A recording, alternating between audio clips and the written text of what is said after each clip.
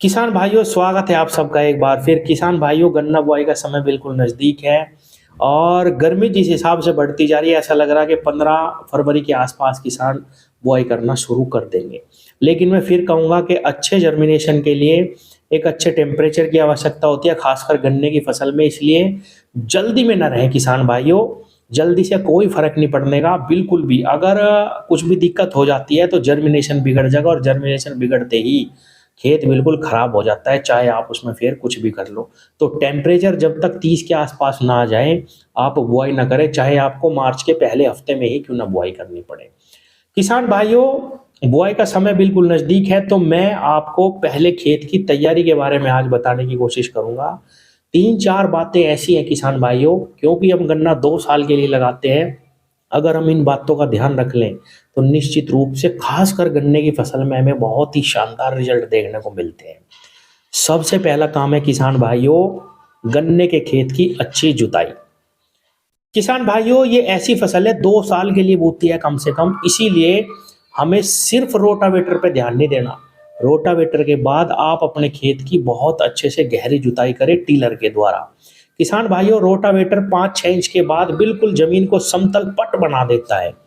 धीरे-धीरे वो ज़मीन सख्त होनी शुरू हो जाती है अगर आप उसमें अच्छा टीलर नहीं निकाल लेंगे, जो कि बहुत सारे किसान गलती करने लगे हैं अब। केवल रोटावेटर निकलवाते हैं और उसमें फिर खूड़ निकाल के बुआई कर देते हैं, कहते हैं कि भाई कोई फ़र्क नहीं पड़ता।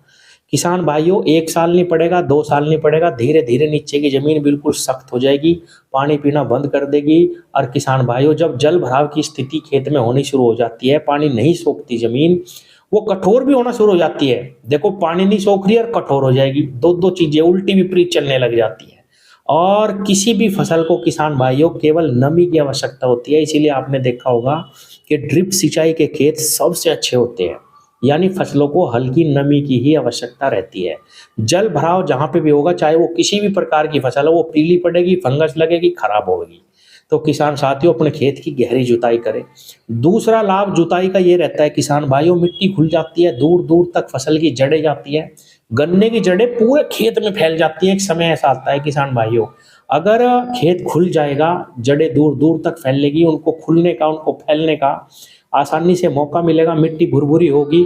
तो किसान भाइयों, जितना न्यूट्रिशन, जितना खाद हम अपनी फसल को दे रहे, दूर दूर तक जो पड़ा रहता है, जैसे फास्फोरस, डीएपी हम डालते हैं, तो वो भी हमारी फसलें दूर दूर से अवशोषित करना शुरू कर देती है। हमारा जो खाद है वो बेकार बिल्कुल नहीं जाता।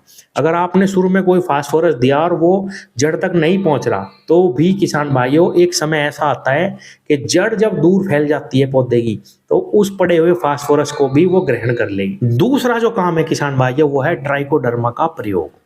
किसान साथियों, हमारी मिट्टी में फंगस बढ़ती जा रही है और 0238 की बहुत ज़्यादा बुआई करने के बाद खेतों में क्या हुआ कि फंगस बढ़ी और रेड रोट का जो बीज है, बीज से ही समझिए किसान भाइयों, रेड रोट का जो जीवाणु है हमारी मिट्टी में बहुत बुरे तरीके से फैला हुआ है। ये और वैरायटियों के लिए भी खतरा बना हुआ है किसान भाइयों। तो आपको क्या करना है, लास्ट जुताई जब आप अपने खेत की करें, चाहे आप टीलर के द्वारा कर रहे हो, जब बिल्कुल आपको खेत बोना ही है, उस समय की मैं बात कर रहा हूँ, तो आपको ट्राइकोडर्मा अपने खेत में डालना लास्ट जुताई पे, शाम को डालना किसान भाइयों। थोड़ा सा इसके बारे में मैं बता देता हूँ कैसे इसको मल्टीप्लाई करना। वैसे मैंने इस पे वीडियो बनाई हुई है, वीडियो का लिंक मैं नीचे डिस्क्रिप्शन में दूंगा कि इसको कैसे मल्टीप्लाई करते हैं। जल्दी बता देता हूँ एक बार। ट्राइकोडर्मा 1 किलो पाउडर किसान भाइयों 1 क्विंटल गोबर की सड़ी हुई नरम खाद में, सूखी नहीं, नरमाई हो जिस खाद में, उसमें आप 1 किलो पाउडर मिला दीजिए 1 क्विंटल खाद में 100 किलो में, और उसको छाया में रखिए। और किसान भाइयों, 20 दिन तक उसको ऐसे ही दबा के रखो। हल्का सा हो सके तो उस पर जैसे छिंटा लगा देते हैं पानी का, वो लगा देना। 20 दिन में आप देखना एक लेयर सी बन जाएगी सफ़ेद सफ़ेद। तो आपके इस खाद में ये ट्राइकोडर्मा जो जीवाणु है, ये सारा का सारा मल्टीप्लाई हो जाएगा। और उस 1 क्विंटल खाद को आप अपने खेत में शाम के टाइम डालें और जुताई करके उस खाद को अच्छे तरीके से मिट्टी में मिला दें। तो आपके खेत में कोई भी फंगस नहीं फैलेगी, जो भी बेकार फंगस होगी वो खत्म हो जाएगी। तो ट्राइकोडर्मा का इस्तेमाल जरूर करना। ये मिट्टी को भी ठीक करता है किसान भाइयों, भुरभुरी बनाने का काम भी करता है। तो ट्राइकोडर्मा का इस्तेमाल, गहरी जुताई।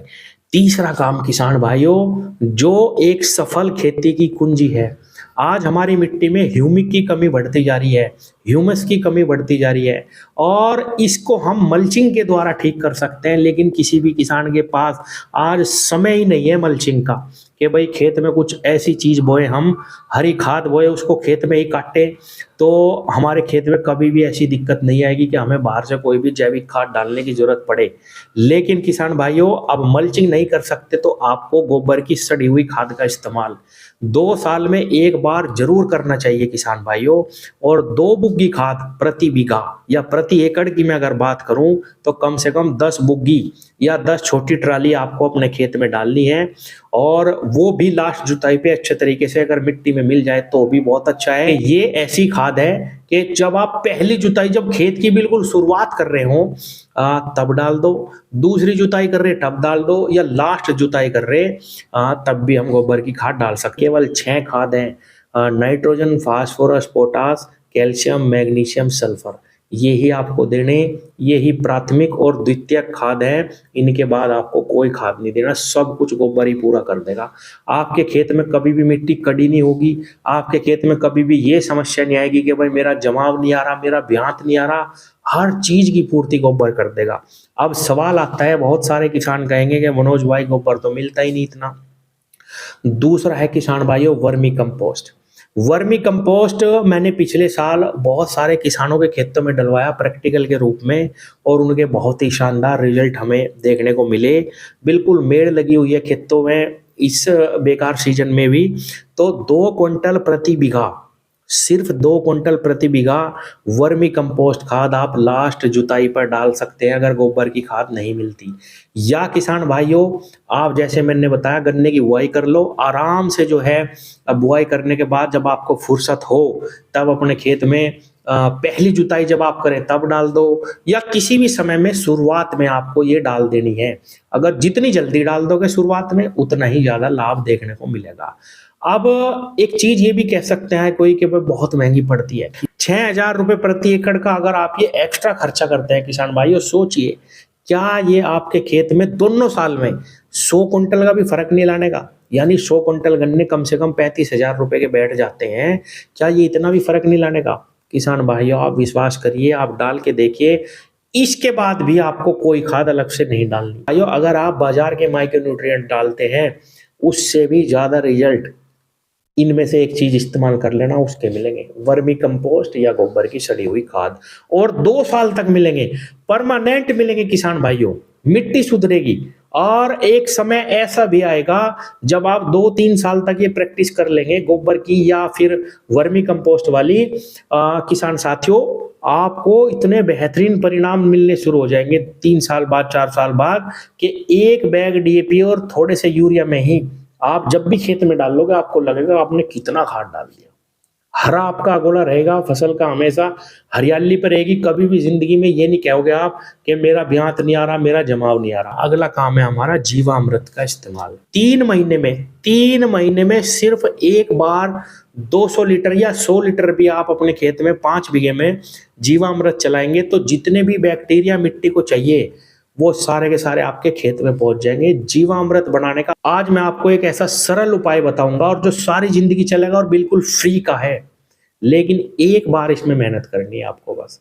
किसान भाइयों ना तो आपको कोई भी वेस्ट डिकम्पोजर खरीदना कहीं से, ना ही कुछ नहीं लाना, आपको लानी है मिट्टी। मिट्टी में ही अपने लिए सारे जीवाणु हैं, हमने तो अपनी मिट्टी में थे सारे मार दिए दवा डाल डाल के। तो आपको ऐसी मिट्टी लानी है जहां पे जंगल हो। मान लो आप हरिद्वार जा रहे हैं कभी घूमने के लिए, वहां से 2 किलो मिट्टी उठा के ले आए जंगल की, जहां पे कभी भी खाद ना डला हो। कभी कहीं भी दूर जंगल में आप गए, अलग अलग जगह की मिट्टी आपको एकत्र करनी है और उस मिट्टी को 5-10 किलो मिट्टी को किसान भाइयों 200 लीटर के ड्राम में डालो और उसमें 2 किलो गुड़ डालो और पानी डाल दो। ये प्रोसेस आपको थोड़ा सा लंबा करना, मैंने बताया ही है कि 3 महीने में सिर्फ 100 लीटर, 50 लीटर भी बहुत है ये, तो उसमें सारे के सारे जीवाणु मल्टीप्लाई होंगे। किसान साथियों इसको सुबह शाम कभी कभी डंडे से हिला देना है। आप देखना 15 दिन में ये कैसा होता है, 20 दिन में कैसा होता है, 1 महीने में कैसा होता है, धीरे-धीरे अपना कलर बदलना शुरू होगा। मौसमी के जूस जैसी स्मेल इसमें से आनी शुरू हो जाएगी। आपको ना गौमूत्र डालना, ना ही आटा डालना, ना कुछ भी नहीं डालना, सिर्फ मिट्टी और गुड़। जीवाणुओं को खाने के लिए आप गुड़ दे रहे हैं मीठा, और जो जीवाणु हमने मिट्टी से खत्म कर दिए, वो हम इसमें जीवाणु मल्टीप्लाई कर रहे हैं। तो हमें ये मेहनत किसान भाइयों सिर्फ एक बार करनी। अलग अलग जगह से जो हम मिट्टी एकत्र करेंगे, आज हमें कहीं की मिल गई, फिर हम कभी घूमने गए फिर वहां से ले आए, ऐसा भी नहीं है कि आज ही आपको सब जगह से यात्रा कर करके लानी है। नहीं, कहीं पे भी गए वहां से मिट्टी अगर आपको लग रहा है यहाँ पे वनस्पतियां उग रही हैं, कभी यहाँ पे लगता है खाद नहीं डाला होगा, वहां से आपको लानी है। और शुरू में आपको जहाँ की मिल जाए वहीं को ही मल्टीप्लाई करें, और धीरे धीरे उसमें अलग अलग जगह की मिट्टी ऐड करते रहे समय समय पे। और जब ये कल्चर आप अपने खेत में चलाएं तो इसमें से थोड़ा सा बचा लो 10 लीटर, और बाद में सिर्फ इसमें गुड़ डालना। ये मल्टीप्लाई ऐसे ही 2-2 महीने में करते रहो। और किसान भाइयों 50 लीटर प्रति एकड़ 3-4 महीने में एक बार खेत में हम चलाते रहें तो बेहतरीन परिणाम आपको देखने को मिलेंगे। तो किसान भाइयों ये 3-4 चीज़ें हैं, जितना काम हम अपनी मिट्टी पे करेंगे किसान भाइयों, उतना ही फायदा हमें फसल पे देखने को मिलेगा, उतना ही कम काम हमें फसल पे करना पड़ेगा। एक काम तो किसान भाइयों सबसे पहला गहरी जुताई, दूसरा ट्राइकोडर्मा का प्रयोग, और तीसरा किसान भाइयों गोबर की खाद या वर्मी कंपोस्ट खाद, और चौथा है ये जीवामृत। किसान भाइयों अगर आप जीवामृत को पकड़ लेते हैं तो आपको ट्राइकोडर्मा भी इस्तेमाल नहीं करना, उसको भी छोड़ दो, क्योंकि मिट्टी के अंदर सारे के सारे बैक्टीरिया हैं। इतने बैक्टीरिया हैं जिन पे आज तक शोध भी नहीं हो पाया किसान भाइयों। ये ट्राइकोडर्मा ये तो छोटी चीजें हैं, बहुत मिट्टी में ऐसे ऐसे बैक्टीरिया हैं, और वो सब हम मल्टीप्लाई कर रहे हैं, मिट्टी को दे रहे हैं जिनको हमने मार दिया। और एक चीज और कहूंगा किसान भाइयों, फसल की बुआई पे ही हमें सिर्फ दवा का इस्तेमाल करना चाहिए। उसके बाद जब भी आप अपनी फसल को दवा देना चाहें तो स्प्रे के माध्यम से दें। इससे आपकी मिट्टी में हमेशा बैक्टीरिया जीवाणु सब कुछ बचे रहेंगे, और आपकी मिट्टी कभी भी खराब नहीं होगी। तो किसान साथियों ये बातें हैं जो हमें अब अपनानी है बुआई के समय पे, मिट्टी की तैयारी पे। और उसके बाद हम बात करेंगे कि हमें कौन कौन से खाद बुआई में इस्तेमाल करने। उसमें ह्यूमिक हो गया, सीवीड हो गया, फल्विक, ये 2-3 चीज़ें हैं किसान भाइयों, अमीनो एसिड, फल्विक एसिड और ह्यूमिक। ह्यूमिक ही जैसा मैंने पहले ही बताया हर जैविक खाद का सार है, हर सड़ी हुई चीज़ का बाद में ह्यूमिक ही बनता है। तो किसान साथियों आगे आने वाली वीडियो में मैं आपको बताऊंगा कि गन्ना बुआई पे कौन सी परफेक्ट खाद कॉम्बिनेशन है जिससे हमें बहुत ही ज़बरदस्त लाभ मिलेगा, कौन सा पहले पानी पे देना, कौन सा दूसरे पानी पे। तो इस वीडियो को शेयर भी करें किसान भाइयों, और जल्द ही मैं इस पे वीडियो लाऊंगा कि कौन सा परफेक्ट खाद कॉम्बिनेशन हमें बुआई में लेना चाहिए। धन्यवाद।